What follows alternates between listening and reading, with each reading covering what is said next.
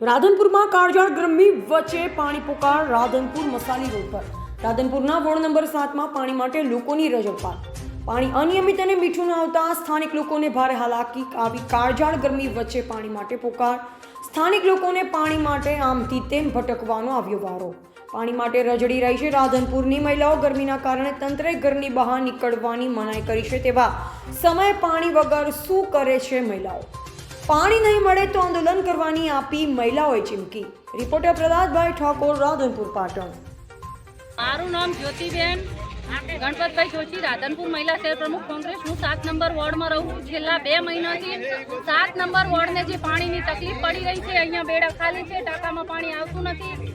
લોકોને અત્યારે orange alert આપવામાં આવ્યું છે અને કહેવામાં આવ્યું છે કે ગરમીમાં બહાર ના નીકળો, પણ લોકોને ઘરે પીવાનું પાણી નથી તો એ ટાંકા પાણી ભરવા માટે મજબૂર છે। અત્યારે તમે જોઈ શકો છો, નાના બાળકો લઈને અમારી બાજુમાં બહેનો ઊભી છે, 60, 70 વર્ષની માજીઓ છે, પાણી ભરવા આવેલી છે અને આમાં કોઈ પણને કાંઈ થયું, એક ઓરેન્જ એલર્ટ આલી એમ કહે છે કે આવા તાપમાં તમે બહાર ના નીકળો તો લોકોના ઘર સુધી પાણી જતું નથી।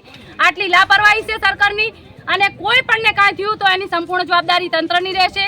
છેકથી આ વોર્ડને પાણીની તકલીફ છે અને ખારું પાણી એ લોકોએ અત્યારે બંધ કરાવી દીધેલું છે અને મીઠું પાણી જે ટાંકામાં આવે છે એ 2 વાગે અહીંયા છોડે છે અને ખરા બપોરે પબ્લિક આ પાણી ભરવા માટે મજબૂર છે અને આ પાણી અમને 2 દિવસમાં ના મળ્યું તો આની આ સંપૂર્ણ મહિલાઓ અમે લઈ અને ત્યાં મામલતદાર કચેરીએ ધરણા પ્રોગ્રામ કરશું, ગાંધી ઝીંઝા માર્ગે જશું અને આમાં કોઈ પણ મહિલાને કાંઈ પણ થયું તો સંપૂર્ણ જવાબદારી તંત્રની રહેશે। આ મીડિયાના માધ્યમથી અમે જણાવવા માંગીએ છીએ અને આનું સોલ્યુશન અમને 2 દિવસમાં જોઈએ ને જોઈએ। 2 વાગ્યા સુધી બાપડા ભૂષણ જસુમતીબેન અરવિંદ ચંડી, હું વિઠ્ઠલનગરમાં રહું છું, વોર્ડ નંબર 7માં રહું છું, પણ આ વિઠ્ઠલનગરની અંદર 20 વર્ષથી પાણી મીઠું નથી આવતું। ખારું ઝેર પાણી આવે છે અને ગરમ લાઈ જેવું નથી નવાતું। એ પીવામાં તો પથરીના બદલે આવડા પથરા થાય, પથરા એ પાણી ના પીવાય। નથી ગટર, નથી પાણી, કોઈ વ્યવસ્થા નથી, લાઇટની વ્યવસ્થા, રાતે પંખા ન ચાલતા। આ તો કોઈ વિઠ્ઠલનગર દફતર બારું છે શું છે?